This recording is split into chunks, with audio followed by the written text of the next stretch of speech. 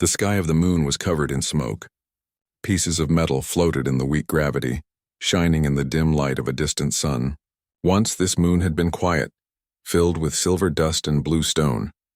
Now it was a graveyard of machines and ships. The battle between the Valen and the enemy swarm had ended hours ago, leaving silence behind. Rin, a soldier of the Valen, lay half-buried under a broken wing of her ship. Her armor, silver and living with soft light, was cracked across the chest and shoulders. She had fought until her energy core failed. Her breathing was slow and heavy. Every movement sent pain through her body. She tried to lift her arm, but the armor's power did not answer her. The Valen were proud warriors, trained from youth to fight with honor and precision. Their armor was not just metal, it was alive, bound to their body through light threads and nerve signals. When it worked, a Valen could move faster than sound and strike with perfect aim.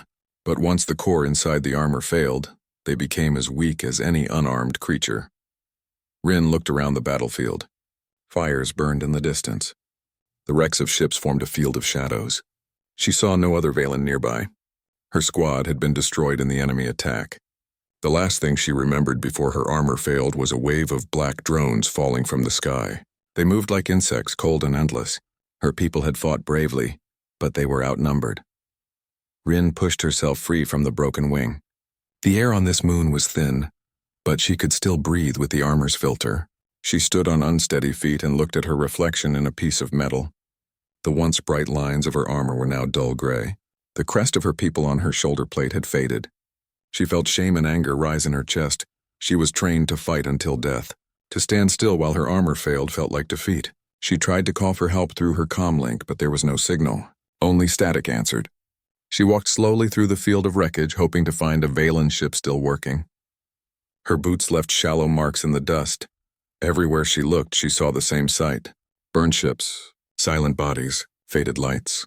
The air smelled of metal and ozone. The ground trembled at times when distant explosions echoed from the horizon. The enemy swarm was still hunting survivors. She knew she had little time. Without armor power, she was easy prey. Rin reached a hill made of broken steel. From there, she could see the wreck of her cruiser, the Varen. It had been her home for 3 years. Now it was a ruin split in two.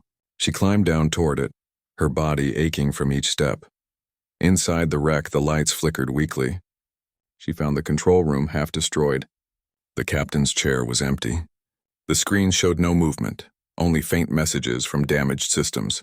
She sat beside a console and tried to open a power relay, but the circuits had melted. Her hands trembled. The armor's support systems were shutting down one by one. Soon she would not even have air to breathe. For a moment she rested her head against the cold wall. She thought of her people far away on the Valen homeworld. They had trusted her to protect their honor. Now she was alone, powerless, surrounded by enemies. Her vision blurred from exhaustion. A faint sound reached her ears. At first she thought it was her imagination. Then she heard it again, a human voice calling through static. She froze. Humans were not part of this war. They were explorers, travelers who moved between stars but stayed away from the Valen conflicts. What was a human doing here? She listened carefully.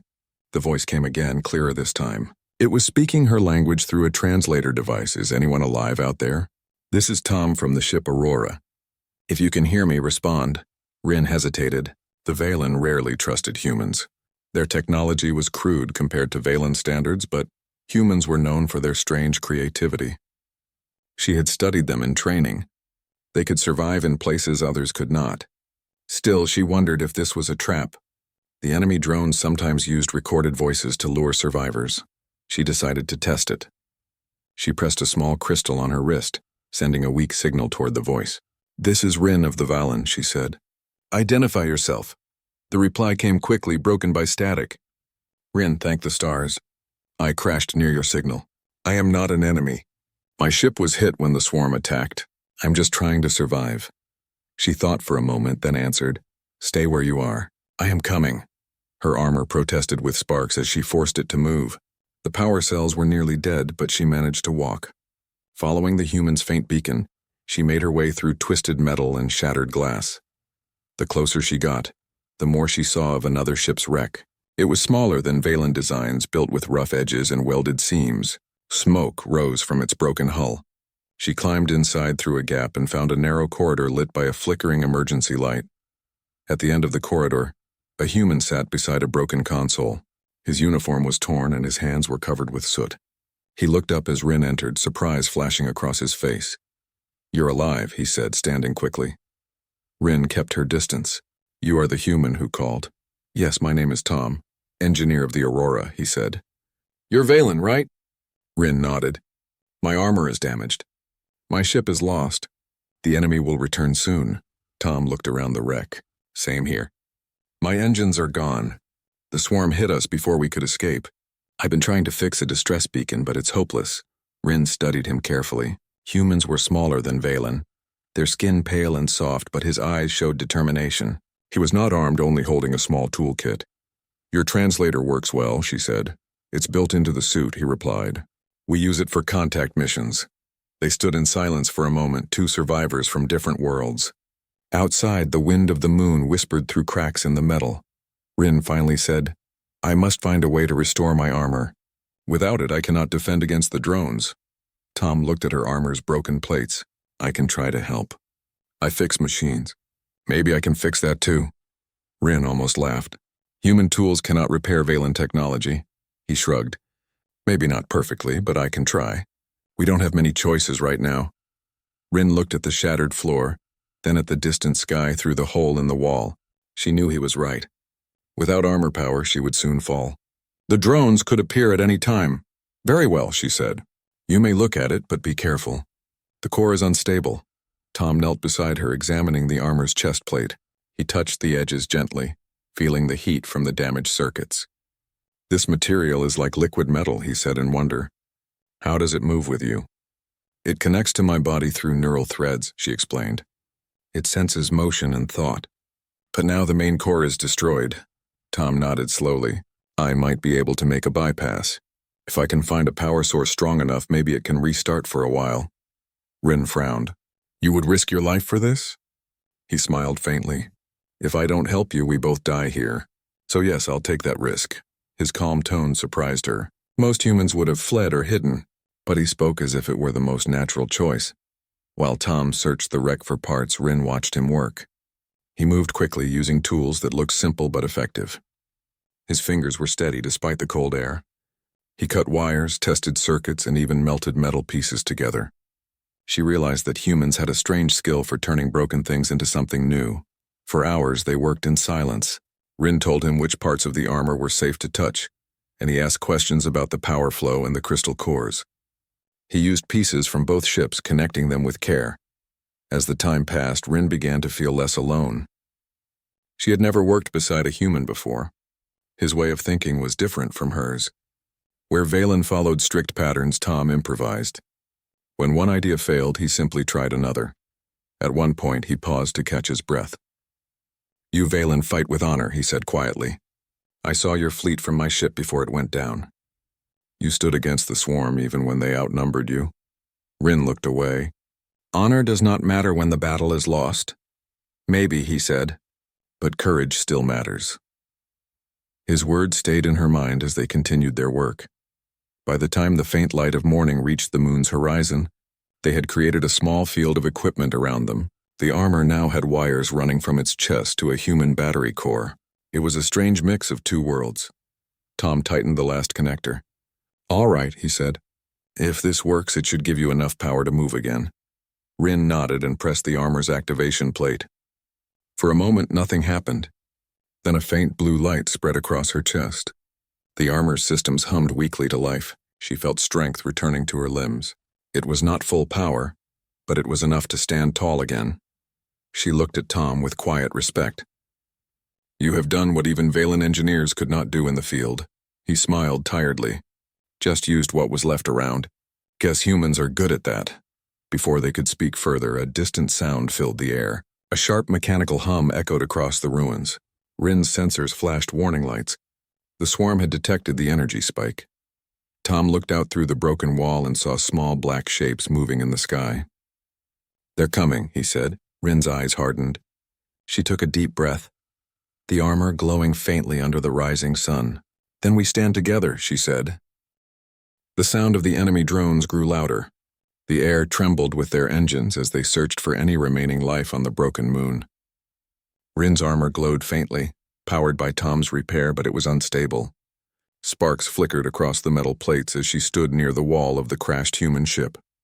Tom grabbed a small pulse gun from the wreckage, though he knew it would do little against the swarm. His eyes met Rin's. She was calm, her movement steady, even though the light of her armor shook with each heartbeat. "They have found us," Tom said, his voice tight. "Yes," Rin replied. "They are hunting energy signatures. My armor is strong again, but not for long. We must hide or fight." Tom looked around the wreck. There were no working weapons except the small gun in his hand. He thought quickly. "If they track energy, maybe we can make a false signal. I have a broken power core from my ship. If I overload it and throw it away, they might follow it instead of us." Rin watched him work. He took a round metal core and connected a few wires, his hands moving fast and precise. She realized he was using simple human tools to trick machines built for war. Within minutes, the core began to hum loudly, glowing faint red. "Once I toss it, we run," Tom said. "Stay close." He threw the core far across the field through a gap in the wreckage. It landed among twisted metal with a sharp clang. Seconds later, the first wave of drones descended from the clouds, their black wings shining in the pale light. They turned toward the fake signal, following the strong energy field. Rin pulled Tom down behind a broken wall. Together they watched as the drones swarmed over the decoy. Their bodies were smooth and dark, their red eyes scanning for life. One drone hovered too close and Rin raised her arm. The armor's weapon system sparked once and fired a weak pulse that shattered the drone's shell. The sound was enough to alert the others. "They will come this way," she said. Tom nodded. "We move now." They ran through the ruins. Rin's armor gave her speed, but she kept her pace slow enough for Tom to follow. The gravity of the moon was low, so every step sent small clouds of dust floating around them. Behind them, the drones discovered the trick and began to follow their true signal. A laser blast hit the ground near Tom, throwing him forward. Rin turned and fired another pulse, striking a drone in midair. Her armor hissed as its energy level dropped again. The power Tom had given her would not last long. Tom stumbled behind a large piece of metal and gasped for air. "We cannot keep running like this," he said. "They will catch up soon." Rin looked at the sky. More drones were coming, forming a black swarm that spread across the horizon. Her mind worked quickly. "There is a cave near the ridge," she said. "I saw it when I searched the battlefield. If we reach it, their sensors will lose our trace." Tom nodded and followed her lead. They ran toward the rocky ridge, the ground trembling under the fire from above. The light from Rin's armor guided their path through smoke and dust. When they reached the base of the ridge, Rin used her remaining strength to blast open a narrow path into the cave. The entrance was dark, hidden under layers of stone. They slipped inside just as the swarm passed over the ridge.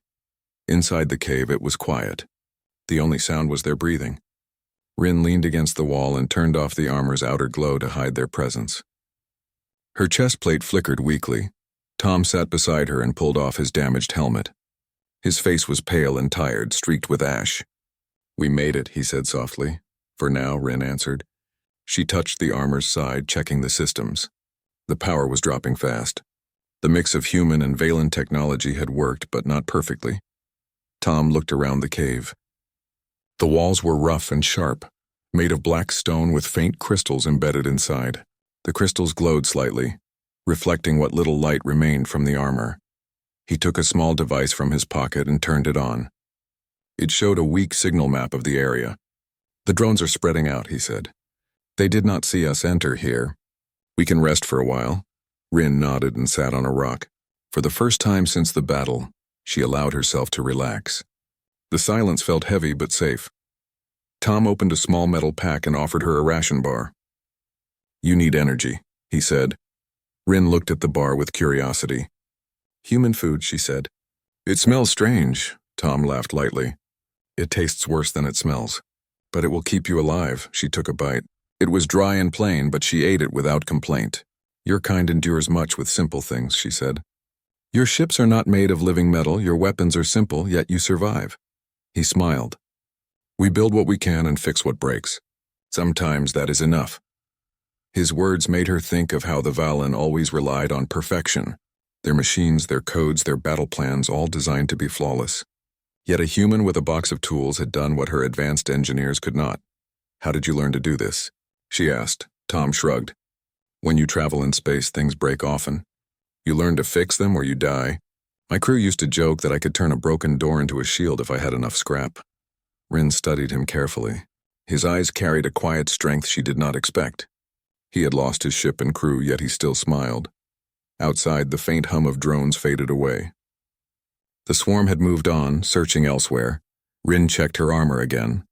The energy is almost gone, she said. Without another power source, I will lose movement soon. Tom thought for a moment. Maybe there is something in the wrecks outside we can use. I saw a few broken drone cores. If we can take one, we might use its energy to recharge your armor. It is dangerous, Rin said. Their cores are unstable. He met her gaze. So is your armor. But if we stay here too long, they will find us anyway. She hesitated, then nodded. You are right. We move at first light. They sat in silence for a while. The air in the cave was cold, but it felt less empty with another presence nearby. Tom looked at her armor again. The mix of human wires and Valen light gave it a strange beauty. You said your armor is alive, he said. Does it think? It does not think like a being, she said. It learns how I move and fights beside me. Each armor is linked to its warrior. When one dies, the armor dies too. Tom listened quietly. That sounds like trust. Yes, she said softly. It is a bond of life. Tom smiled faintly. Humans build machines too, but we do not bond with them like that. Maybe we should. She tilted her head slightly. You already do. You gave your machine parts to save mine. That is also a kind of bond. He looked surprised, then nodded slowly. Maybe you're right. The quiet moment stretched between them. The cave felt less like a hiding place and more like a fragile shelter between two worlds. After some time, Rin spoke again. Tom, when your ship crashed, why were you here? The Valen war zone is far from human space, Tom sighed. Our mission was simple. Exploration. We were mapping the border systems when the swarm attacked. They came out of nowhere. We sent a signal for help, but no one answered. The Aurora was hit before we could escape. Most of the crew didn't make it. Rin looked down. I am sorry, he nodded. It is the risk we take. But I never thought I would meet a Valen like this. She gave a small smile. And I never thought I would owe my life to a human. They shared a quiet laugh that eased the tension between them. As time passed, fatigue overtook them. Tom rested against the cave wall and Rin kept watch. Her armor's sensors were weak, but she could still detect faint energy patterns outside. The night passed slowly. When the first light reached the horizon, they prepared to leave. Tom packed his tools and Rin checked her armor again. The blue light was nearly gone, but the human-made wires still held together. Outside, the air was colder. The smoke from the battlefield had thinned, and the ground glittered faintly under the light. In the distance, they could see broken shapes of drones scattered among the wrecks. Tom pointed toward one of them. That one still has a core. If we can reach it, I might be able to take it out. Rin nodded. Stay behind me. If more drones wake, I will draw their fire. They moved across the field carefully, stepping over twisted metal. Every sound echoed in the still air. When they reached the fallen drone, Tom knelt and opened its panel. Inside, a red crystal pulsed weakly. He used his tools to disconnect it, his movement steady but cautious. Almost there, he said. If we overload the energy filter, it will fit your armor. Rin watched the sky while he worked. Her sensors picked up faint signals again. The swarm had not fully left. A small group of drones was returning to check the area. Hurry, she said. Tom pulled the core free and handed it to her. Got it. Rin connected the core to the armor's power line. A bright blue light surged through the plates. The armor came fully alive, stronger than before. She felt its strength flow through her again. The sound of approaching drones grew louder. Rin looked at Tom and said firmly, Stay close to me. As the first drone appeared over the hill, Rin raised her arm and fired a perfect shot. The drone exploded mid-air, scattering shards across the dust. Another followed, but she moved faster now, her armor glowing with renewed strength. Tom ducked behind the wreckage and covered his ears from the noise. When he looked again, the last drone was falling in pieces, smoke rising from its shell. Rin stood tall, her armor shining once more. Tom smiled in disbelief. You did it, she turned toward him and said, No, we did. The silence after the battle felt heavy. Smoke drifted through the cold air while pieces of metal floated above the dusty ground. Rin stood still, her armor glowing faint blue from the new power core they had taken from the enemy drone. Tom walked beside her, holding his damaged toolkit close to his chest. They had survived another attack, but both knew this peace would not last. The swarm would return soon, searching for the source of their fallen drones. Rin looked toward the broken horizon where her ship had once stood. The wreck of the Varan was now nothing more than metal bones scattered across the plain. Tom was breathing hard from running and fighting. His body was not built for battle, yet he had stayed with her through everything. Rin could see the dirt and ash on his face, the exhaustion in his eyes, but also the fire of determination that refused to fade. "We need a safer place," Tom said. "The swarm will keep coming if we stay near the wrecks." Rin nodded. "There is an old mining outpost to the east. The Valen used it long ago before this moon became a war zone. If it still stands, we can hide there and repair the armor properly." Tom checked his wrist map, which still showed faint signals from his scanner. "That's about 2 hours on foot if we move fast." Rin adjusted her armor. The human power core worked, but the energy flow was unstable. She could feel small surges running through her body. Still, it gave her enough strength to walk. "Let's move," she said. They began their journey across the silent landscape. The ground was uneven, covered in broken glass and metal shards. The low gravity made every step light, but the long walk still drained their energy. Tom tried to keep the mood light. "You know, for a war zone, this place is almost peaceful now." Rin looked around the field of wreckage. "Peaceful for the dead, perhaps, but not for us." Tom gave a small laugh. "You Valen have a dramatic way of seeing things." "It is not drama. It is truth," she said simply. Tom smiled but said nothing more. He had learned that Rin spoke only when she meant every word. As they walked, Rin found herself studying him more closely. Humans were strange to her. They were not the strongest nor the fastest, yet they survived wars, disasters, and endless mistakes. Their strength came from something else, something invisible but powerful. She had seen it in Tom's eyes when he faced the drones without fear. After some time, they reached the edge of a rocky valley. The old mining outpost was half buried under dust, but its structure still stood. A few towers leaned to one side and broken lights hung from metal poles. Rin scanned the area with her armor's sensors. There were no active machines nearby. "This will do," she said. Tom looked at the ruins with a tired smile. "It's not a 5-star place, but at least it has a roof." They entered the outpost through a broken gate. Inside, the walls were covered with old marks and rust. Some equipment still stood against the wall, silent and covered in dust. Rin touched a control panel and faint blue light flickered before dying again. "The energy grid is gone," she said. "I can fix that," Tom replied. He began unpacking his tools and searching for usable wires and parts. Rin removed the outer layer of her armor and placed it on a metal table.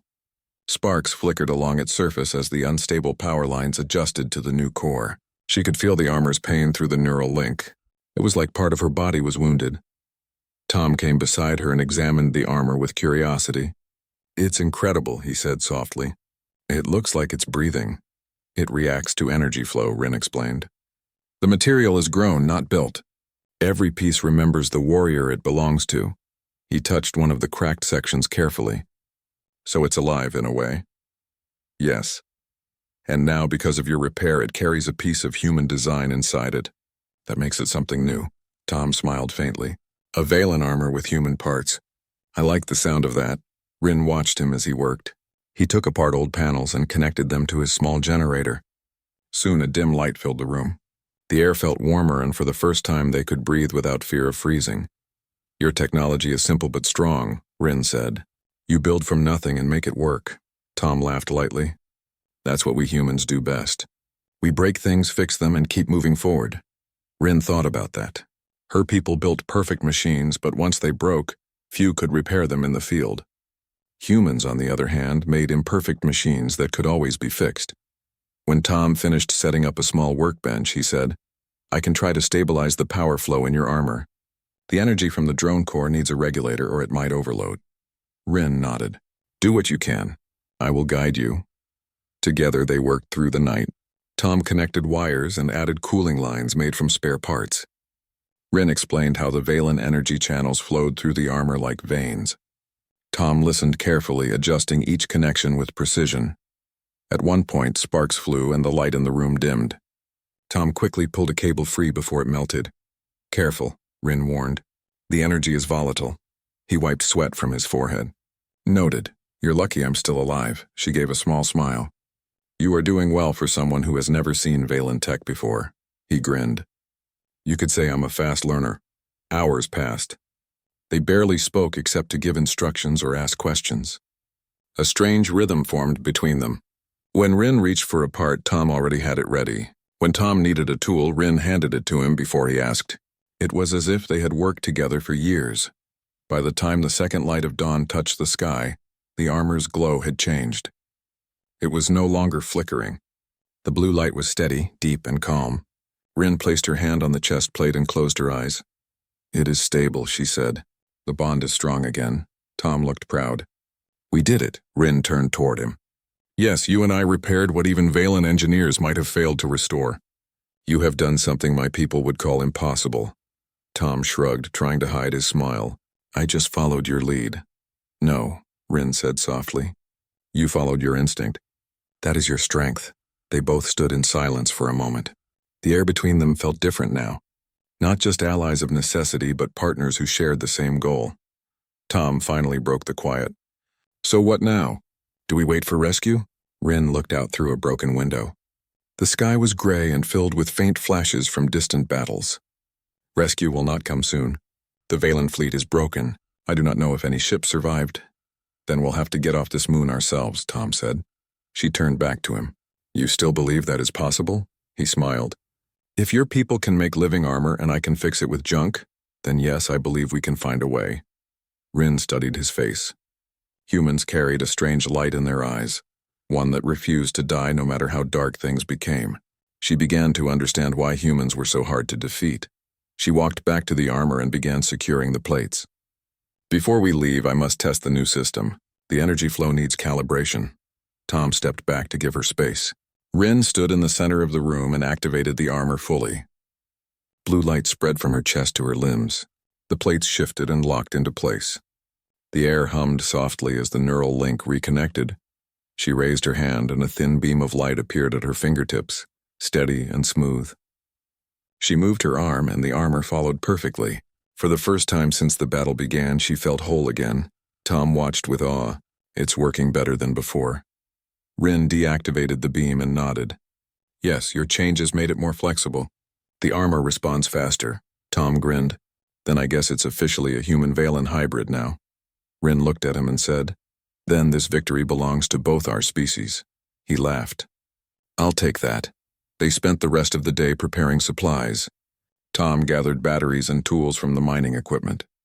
Rin mapped nearby regions with her armor's sensors. They planned to move toward the northern ridge where Tom believed an old human beacon might still be buried. If they could repair it, they could send a signal for rescue. As they worked, Rin found herself growing comfortable with Tom's presence. His words were simple, yet his thoughts were sharp. He did not speak like a soldier, but his courage was no less than any warrior she had ever known. When evening came, they sat near a small fire made from burning old insulation materials. The warmth felt good after so many cold nights. Tom looked up at the dim stars above. "You know, back on Earth we used to look at the stars and wonder what was out there. We never thought we'd meet people like you." Rin followed his gaze. "On Valen Prime we were taught that humans were reckless, untrained, and emotional. But now I see your people's strength. You build hope out of nothing." He smiled. "And you fight even when everything is lost." "Maybe that's why we understand each other." Rin nodded slowly. "Perhaps." The night grew quiet again. The faint hum of the repaired armor filled the silence like a heartbeat. Rin leaned back against the wall, her eyes half closed. For the first time since the war began, she allowed herself to feel something other than duty. She felt trust. Tom watched her for a moment, then said softly, "You should rest. I'll keep watch for a while." "You need rest more than I do," she replied. "I've slept through worse," he said with a grin. She smiled slightly, then closed her eyes. "Wake me if the swarm returns." "I will," Tom said. The morning was quiet but not peaceful. The silence felt strange, like the calm before a storm. Tom woke first and looked around the ruined mining outpost. Faint light from the twin suns touched the walls and the ground outside. For a moment, he thought the world looked almost normal, but then he saw the burned metal, the broken towers, and the endless horizon of dust. Rin was already awake. She stood near the entrance, her armor shining softly in the light. She was watching the horizon, scanning the sky with her visor. "Anything?" Tom asked as he walked toward her. Her voice was calm but serious. "Movement to the west. Too far to identify, but the pattern looks like swarm scouts." Tom sighed. "So they found us." "They will not stop until we are gone or destroyed," Rin said. He rubbed his hands together nervously. "Then we'd better move soon." Rin turned to him. "Before we go, we must find that beacon you spoke of. If we can send a signal, maybe a patrol will pick it up. Without that, we have no chance of leaving this moon." Tom nodded. "The beacon should be in the northern ridge. It's old, but if it's still there, I can make it work." Rin looked at him carefully. "We must travel fast. The swarm will reach this place within hours." Tom grabbed his small bag of tools and his scanner. "Then let's go." They left the outpost and started walking toward the ridge. The terrain grew rough as they climbed higher. Dust clouds moved slowly over the horizon, and sometimes the ground shook with faint rumbles. Rin moved ahead, her armor scanning for heat or motion. She felt stronger now. The repaired armor was stable, and the human-made regulator inside worked better than she had expected. She could move faster, jump higher, and her senses were sharper. Tom followed, keeping his eyes on the scanner. Every few minutes he checked behind them. The air shimmered faintly, and he thought he saw shapes moving far away. Rin noticed his look. "Do not slow down. They are watching, but they will not strike yet." "How do you know?" Tom asked. "Because they are testing us," she said. "The swarm does not rush. It waits for weakness." Tom swallowed hard. "Then we better not show any." Hours passed as they climbed through narrow paths between rocks. At last they reached the top of the ridge. From there the land stretched out like a broken world. Fields of metal and glass sparkled below, and in the distance lightning flashed in silent storms. Tom pointed toward a cluster of half-buried towers. "That should be it. The beacon station." They made their way down the slope. As they approached, the ground began to hum faintly. Old power lines still carried weak energy. Rin placed her hand on a metal wall. "The structure is mostly intact," she said. "We can use this." Tom climbed over a fallen beam and reached the main control room. Dust covered everything, but the equipment was still there. Screens were cracked and wires hung loose. He opened a panel and smiled. "The power core is dead, but the signal array is fine. If we can connect a new source, we can send a short message."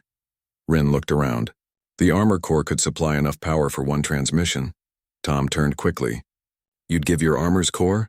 But that's your lifeline. I can survive without it for a short time." "You cannot repair this beacon without energy," she said firmly. Tom hesitated. He didn't want to risk her life again. But Rin was already detaching a glowing blue module from her armor's back. The light dimmed as she placed it on the table. "Let us begin," she said. Together they worked fast. Tom connected wires and replaced fuses while Rin stabilized the energy output. The sound of humming filled the air as lights began to flicker on the console. "It's working," Tom said. "Just a little more." Then the ground shook. The noise came from outside, metallic and sharp. Rin's eyes narrowed. "They have found us." Tom looked out the broken window. Dark shapes moved across the sky like a swarm of insects. The drones had arrived, hundreds of them. "Keep working," Rin said, picking up her weapon. "I will hold them back." Tom nodded, fear and determination mixing in his chest. He returned to the console and began typing commands to align the signal. Rin ran out to the open area in front of the station. Her armor was weaker without the core, but she still had enough power for combat. She aimed her weapon at the first drone and fired a sharp burst of blue light. The drone exploded mid-air, but more came behind it. The sky darkened as the swarm descended. Tom could hear the sound of battle outside. Explosions shook the walls. He tightened his grip on the panel, shouting to himself, "Come on, just a few more seconds." Rin moved like a storm. Her blades cut through drones as they flew close. She used the broken metal towers for cover, dodging energy blasts and striking with precision, but she could feel her strength fading. Without the core, every move drained her faster. One drone struck her side, sending her crashing against a wall. Sparks burst from her armor. She forced herself to stand again, her eyes cold and focused. She shouted through the comm, "Tom, how long?" Almost there, he answered. I just need to stabilize the frequency. Rin leaped over debris and shot down another wave of drones. Smoke filled the air. The ground was littered with broken machines. Tom's fingers flew over the controls. The beacon lights began to glow brighter. He saw the signal indicator flash green. Yes, he said, smiling with relief. It's online. He pressed the final switch. A deep sound echoed through the air as the beacon activated. A pulse of light shot into the sky, climbing higher and higher until it disappeared into space. Rin heard the sound and felt a rush of hope. But the swarm was not done. They were regrouping, forming a large shape in the sky. A heavy assault drone descended, larger than any they had faced before. Tom ran outside to see it. His eyes widened. What is that? Rin's voice was steady. A command drone. It controls the others. If we destroy it, the swarm will fall apart. Tom looked at her armor, which was flickering weakly. But your power core is gone. I will fight without it, she said. You stay behind cover. No, Tom said. You're not fighting alone this time. Rin turned to him. You are not a soldier. Maybe not, but I'm still standing, he said. She looked at him for a moment, then nodded. Then we fight together. The command drone fired a massive energy blast that tore through the ground. Tom barely jumped aside as the shock wave threw dust and metal into the air. Rin rolled forward and shot at its engines, but the beam deflected off its shields. Tom ran toward a pile of debris, searching for something useful. He saw a half-broken missile tube lying in the dirt. Its guidance system was dead, but the warhead was still active. Rin, he shouted, I've got an idea. She was dodging another attack. Quickly, she called. Tom pulled out the power cell from his scanner and attached it to the missile tube. Sparks flew and the light came on. He adjusted the targeting manually. If I can get this to fire straight, it might take that thing down. Rin understood his plan instantly. I will draw its attention. When its shield opens, fire. She charged forward, her armor glowing faintly. The command drone focused all its weapons on her. Energy blasts hit the ground around her, but she kept moving. She fired at its eye sensor, making it flinch and open a vent on its underside. Now, she shouted. Tom hit the launch button. The missile shot forward with a roar, trailing smoke. It hit the open vent and a bright explosion filled the sky. The command drone shook violently, its systems breaking apart. Pieces fell like rain, and the remaining smaller drones began crashing one by one. The ground trembled as the last drone fell. Then silence returned. Tom fell to his knees, breathing hard. We did it, he said quietly. Rin stood beside him, her armor smoking and cracked, but her eyes were steady. The swarm is finished. You destroyed their leader, Tom smiled weakly. I guess that makes us even now. Rin looked toward the sky, where the beacon still glowed faintly. Our signal has reached orbit. If anyone remains in the Valen fleet, they will hear it. Tom stood slowly. Then we might finally get out of here. Rin nodded. Yes, but we must stay alive until they arrive. They returned to the beacon station. Rin reattached the core to her armor, and the blue light returned to full strength. Tom repaired what he could of their supplies. They both knew it was only a matter of time before more enemies came. That night, they rested inside the beacon chamber. The room was quiet except for the soft hum of the signal tower. Tom stared at the light on the console. You think your people will come? Rin's voice was calm. If even one Valen ship remains, they will answer. But if not, then your people might hear it. Tom smiled faintly. Either way, someone's coming. Rin looked at him. You're certain of that? He nodded. You taught me to fight without giving up. That means we never stop believing. Rin gave a small smile. Then we wait together. Outside, the sky was dark again, filled with drifting ash and faint light from the beacon. Far above, something moved among the stars, maybe rescue, or maybe another threat. But for now, on the broken moon below, a human and a Valen warrior sat side by side, survivors of two worlds that had once been enemies. They had faced the swarm and won, not because of strength alone, but because they had learned to fight as one. The beacon's light reached far into the sky, cutting through the darkness above the ruined moon. For the first time in many days, Rin and Tom felt a small sense of peace. The air was quiet and the ground had stopped shaking. The swarm was gone. Only the faint hum of the beacon and the soft wind filled the air. They sat near the beacon's base, resting after the long fight. Rin's armor was damaged again, but the human-made pieces were still holding strong. Tom was checking the signal readings on his scanner. He looked up at her and smiled. It's working, he said. The signal is steady. Someone has to hear it, Rin nodded slowly. If my people are alive, they will come. If not, then maybe your people will. Tom leaned back against a rock and stared at the sky. Do you think humans and Valen could ever work together like we did? Rin looked at her hands covered with the marks of battle. Before I met you, I would have said no. We were taught that humans were reckless, driven by emotion, and dangerous to trust. But now I think perhaps we were afraid of what we did not understand. Tom smiled faintly. And humans were told Valen were cold and proud, never caring about anyone but their own kind. Guess both sides were wrong. Rin looked at him with calm eyes. Yes, we both were. The two sat in silence for a moment. The stars above were bright, untouched by the war that had ruined so many worlds. Then Rin's visor lit up with a small alert. She stood quickly. What is it? Tom asked. Something is entering the atmosphere, she said, checking her readings. A ship, maybe two. Tom stood and shaded his eyes. High above, two small lights streaked across the sky. Could be rescue, or another enemy. We will soon find out, Rin said. She raised her weapon and adjusted her armor's sensors.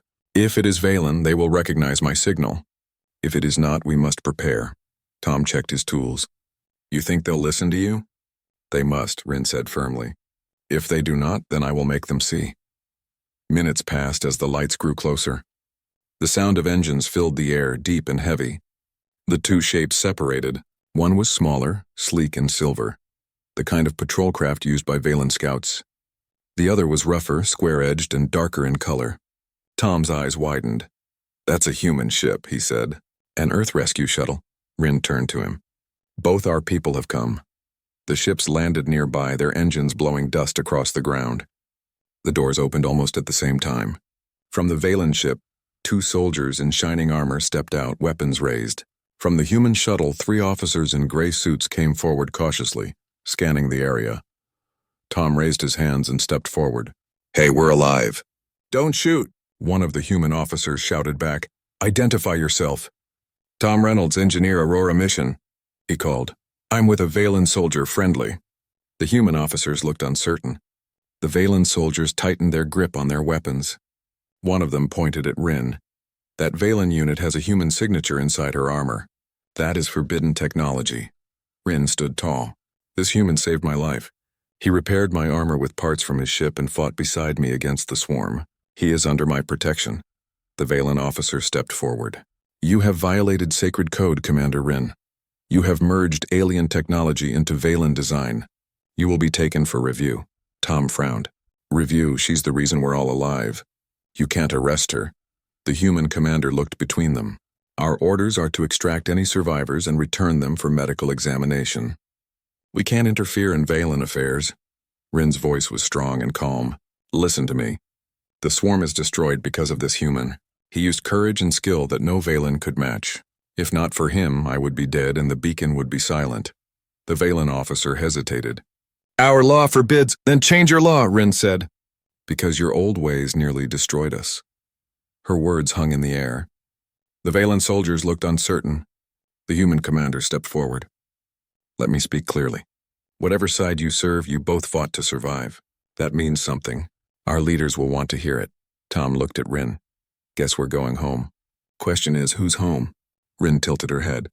Perhaps both. The human commander gestured toward their shuttle. You two better come with us. We'll figure it out later. The Valen soldiers didn't stop them. Rin and Tom walked side by side to the shuttle. As the ramp lifted and the engines roared, Tom looked back through the window. The broken moon stretched below them, and the beacon still glowed faintly in the dark. Hours later, the shuttle entered orbit and docked with a massive station. It was an old human Valen neutral outpost that had been mostly abandoned before the war. Now it served as a meeting ground. When Tom and Rin stepped out, they were greeted by officers from both sides. The human admiral, a gray-haired woman named Mira, looked at Tom first. You're lucky, son. Most of your crew didn't make it. Tom lowered his head. I know, ma'am. But we stopped the swarm, Mira nodded. So I hear, and with a Valen no less. The Valen representative stepped forward, his tall figure wrapped in dark robes. His tone was cold. Commander Rin, you used alien components in your armor and cooperated with an enemy. Explain yourself. Rin met his gaze without fear. I did what was necessary. The swarm would have destroyed everything. The human engineer repaired my armor when no Valen could. His knowledge and heart saved my life. The Valen official frowned. And you expect us to reward this act of dishonor? Rin's voice rose. It is not dishonor to survive. It is wisdom to learn from others. You cling to pride while your people die. This human showed more courage than any commander I have known. Tom looked between them, unsure if he should speak, but then he said quietly, She's right. We can't keep fighting like this. Humans and Valen are stronger together. I've seen it. The room went silent. The Admiral looked at Rin and then at the Valen representative. Maybe that's something both our worlds need to hear. The Valen official stayed silent for a long time. Finally, he said, Perhaps the commander will speak before the council. The decision will not be mine alone. Rin nodded. Then I will speak. Days later, Rin stood in front of the joint council chamber. The room was large, filled with human and Valen leaders. The tension was clear, but all eyes were on her. Tom stood beside her, a quiet reminder of what they had achieved. Rin began to speak. We once believed that humans were reckless and dangerous. We were wrong. On the broken moon of Varnus, I saw what humanity truly is. They are not weak. They are not foolish. They are builders, thinkers, and survivors. She turned toward Tom. This human repaired my armor using nothing but broken metal and courage. He stood beside me when the swarm came. He fought without fear. His kind may be new to the stars, but their spirit is ancient and powerful. Tom shifted slightly, embarrassed but proud. The council listened in silence. Rin continued. If the Valen wish to survive, we must not see humans as enemies. We must see them as partners. The swarm did not care what world we came from. It only cared that we lived. Together we proved that unity is stronger than pride. When she finished, the chamber was silent again. Then slowly the Admiral began to clap. Others joined. Even some of the Valen leaders nodded in agreement. The council adjourned soon after. Rin and Tom stepped outside into the long glass hallway that overlooked the stars. Ships drifted across the void, silent and graceful. Tom smiled. You did it. You actually changed their minds. Rin looked out the window. Not all of them. But change begins with one act of understanding. You showed me that, he laughed softly. Guess I'm good for something after all. You are more than good, Rin said. You are proof that humanity can rise higher than fear. Weeks passed. The alliance talks began between humans and Valen. Trade ships moved between worlds that once avoided each other. Scientists shared data, and engineers studied new hybrid technology. Among them, Rin and Tom worked together again, this time not to survive but to build. In a large hangar on the new joint station, a team gathered around a new project. It was armor, tall and elegant, built from both Valen alloys and human composites. It shone with silver and blue light, a symbol of two worlds united. Tom wiped grease from his hands. Looks better than the first one, right? Rin smiled slightly. It is more than armor. It is a promise. What kind of promise? He asked. That we will never fight alone again, she said. The room grew quiet as both human and Valen engineers admired the finished design. For the first time in history, the mark of both species stood side by side on a single creation. Outside the hangar, stars burned bright against the endless black. Far beyond, other worlds waited, watching, wondering what this new alliance would bring. Rin turned to Tom. Where will you go next? He grinned. Anywhere the ship takes me. Maybe somewhere peaceful this time. Rin nodded. Then I will go too. Someone must make sure you do not break another engine. He laughed. Deal. They walked together toward the airlock as the new Alliance fleet prepared for launch. The war had taken much from them, but it had also given something greater, a shared hope that would guide both their people toward a better future. As the stars reflected in Rin's armor and the engines roared to life, the message of their story was clear. Humanity was not just another race among the stars. It was a force that turned fear into courage, strangers into allies, and battle into understanding. And that was the lesson both worlds would remember forever.